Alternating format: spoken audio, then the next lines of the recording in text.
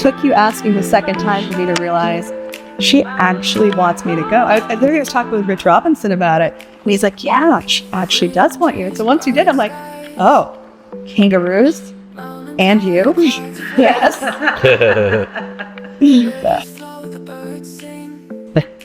We have to mention Masters too, because you were here for Masters.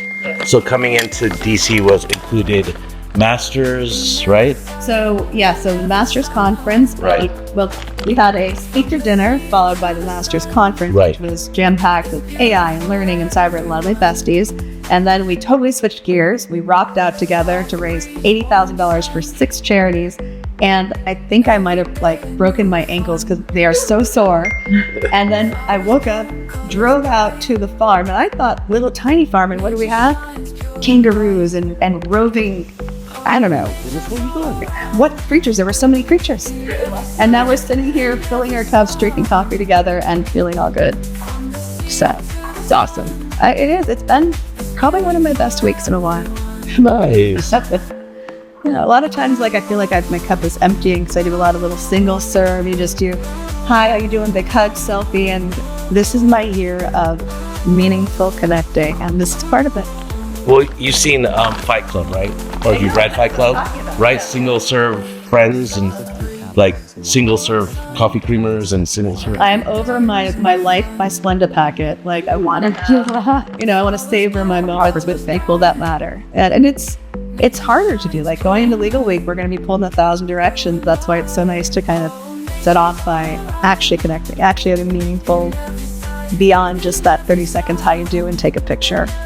The Masters Conference does such a great job of getting a big group together and creating that intimacy and that get the knowledge, fill your cup up.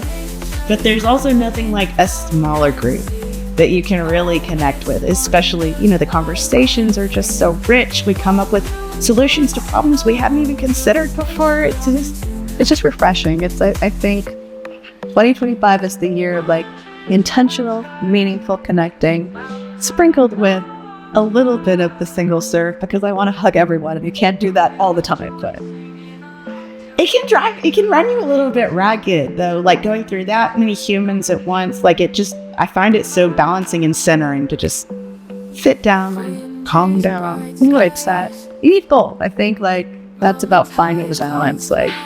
At the end of every conference season, I'm so burned out. I go find a cabin somewhere, and me and a cow, my dogs, and I hope for the best. Maybe I'll talk to my husband. Maybe I'll just sit in silence. This is kind of a nice way to mix it up so I don't get too burned out. Absolutely.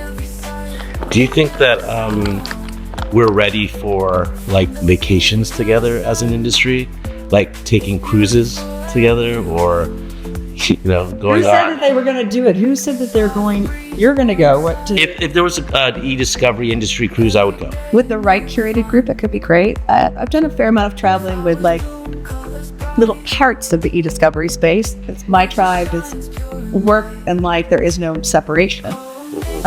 So with the right people. Exactly. So we started a little bit with conferences, right? We kind of do our vacationing a little bit with professional networking. And then same as you, I'll have my small pockets of eDiscovery and legal tech professionals that I'll take vacations with, like Jerry and Kevin.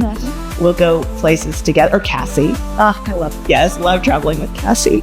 But I see what you're saying, Jerry.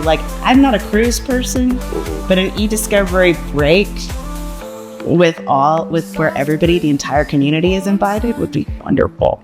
Or at least the fun ones. I say we mix it up though. I mean, I think we've become such good friends that I think we run the risk of being too cliquish.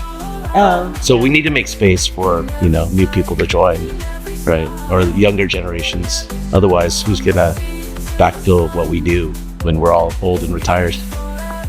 Yeah, that's compelling. The fact that we like each other doesn't mean that we dislike everybody else. It's true.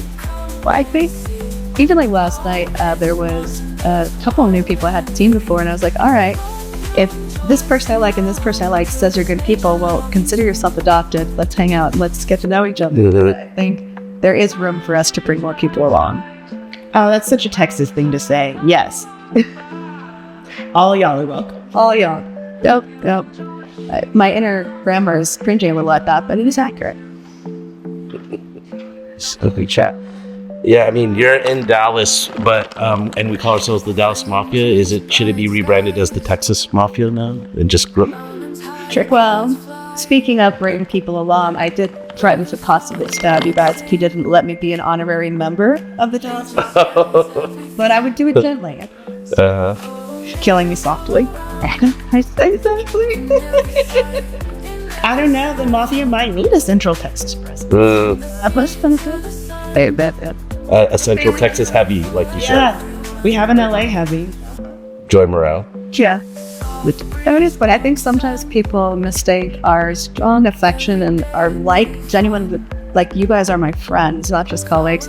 They mistake that for not wanting more people to come in. And if you're a similar-minded, fun person, I want to have that same friendship with you. So if you see us talking to each other, that doesn't mean don't join. That means come on, like come to the table, bring your chair up. Mm-hmm. Calling all nerds.